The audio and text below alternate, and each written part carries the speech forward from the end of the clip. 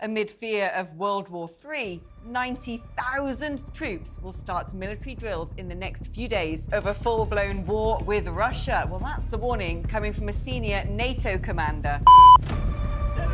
Breaking news mga kaibigan. Asahan ang di inaasahan dahil ang NATO ay nagsabi sa mga sibilyan na maghanda para sa isang digmaan sa Russia. I'm not saying it is going wrong tomorrow, but we have to realize it's not a given that we are in peace. Atin itong pag-usapan mga kaibigan. Ang opisyal ng NATO ay nagsabi sa mga sibilyan na maghanda para sa digmaan sa Russia.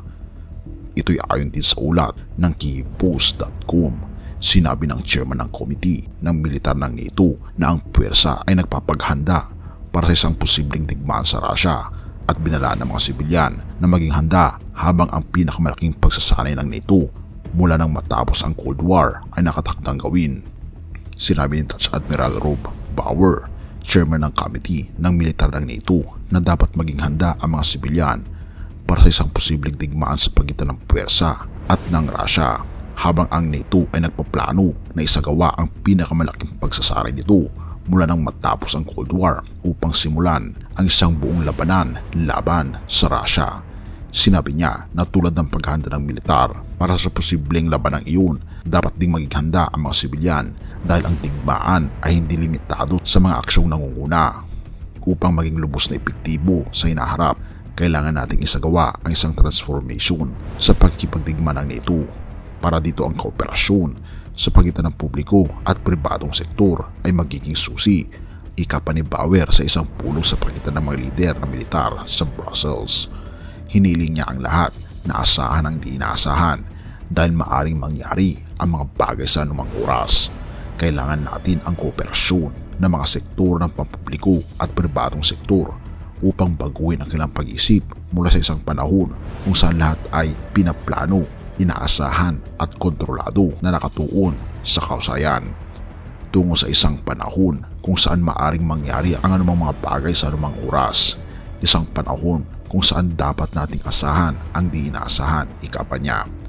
Ang mga tectonic plates ng kapangyarihan ay nagbabago, dagdag pa niya, at bilang isang resulta, kinakaharap natin ang babala ni Bauer ay bagong Steadfast Defender 2024 exercise, ang pinakamalaking pagsasanay ng NATO mula nang mangyari ang 1988 Reforger Drill.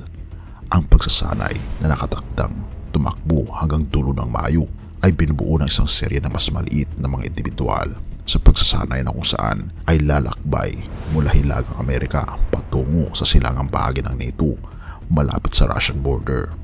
Kasama rito ang 50 na sasakyang pandagat, 80 na aeroplano, higit sa 1,100 na kagamitan sa pagkipaglaban at 90,000 na tropa mula sa iba't ibang bahagi ng military alliances. Hindi namin hinahanap ang anumang laban, ngunit kung sakaling atakihin nila tayo, dapat tayo maging handa. Ika pa ni Bauer. Idinagdag din niya na bagaman ang ground forces ng Russia ay malubha nang napabagsak sa Ukraine, mayroon pa ring malaking pwersa sa impawawid at pandagat. Ang pahayag tungkol sa pagsasanay ng digmaan ay nagkasabay din sa mga kamakailan lamang na binabalita mula sa Bundeswehr ng Alemanya na naglalarawan ng mga senaryo buwan-buwan sa isang posibleng digmaan sa Russia. Sinabi ni Boris Pistorius, ang ministro ng depensa ng Alemanya, na maaaring atakihin ng Russia ang mga bansa ng NATO sa loob ng isang dekada. Inaasahan ng aming mga eksperto ang isang yugto ng 5 hanggang 8 taon kung saan ito ay mangyayari, kung saan ito ay maaaring maging posible, ani Pistorius sa Germany na pahayagan. Idinagdag niya na ang digmaan ng Moscow sa Ukraine at ang mga banta sa Baltic State ay hindi dapat baliwalain. Isang bagay ang tiyak, kinakaharap natin ang isang sitwasyong militar na banta sa Europa na hindi nangyari sa loob ng 30 years. Nakikita natin ito sa pamamagitan ng atake ng Russia sa Ukraine. Naririnig natin ang mga banta mula sa Kremlin halos araw-araw. Kamakailan, laban sa ating mga kaibigan sa Baltic, anya. Noong Enero 16 at 17, iniulat ng Poland at ng Baltic States ang hindi pangkaraniwang antas ng interference sa GPS na may ulat mula sa Institute for Study of War na naghihinalang kasangkot ang Russian electronic warfare systems sa Kaliningrad. Mga kaibigan, matindi ang pahayag na ito na dapat nating asahan ang hindi inaasahan. Ngunit meron tayong pag-asa at maasahan natin ito, ang pag-asa ng pagdating ng ating Panginoong Diyos sa pangalawa. Ang tanong ay, handa ka na ba kaibigan sa kanyang muling pagparito? Tayo manalangin. Ama naming banal, makapangyarihan naming Diyos, kami po'y lubos na nagpapasalamat sa inyo, Panginoong Diyos, dahil malapit na po kayong darating. Nakikita po namin ang mga banta ng digmaan. Tulungan kami, Panginoon, na naway magkaroon ng peace of mind ang aming pagkatao at naway kumapit kami, Panginoon, sa inyo sa anumang klase ng giyera ng buhay na aming kaharapin. Gabayan, Panginoon, ang bawat bansa na nawa po'y hindi sumiklab ang digmaan bagkus magkaroon ng tunay na kapayapaan.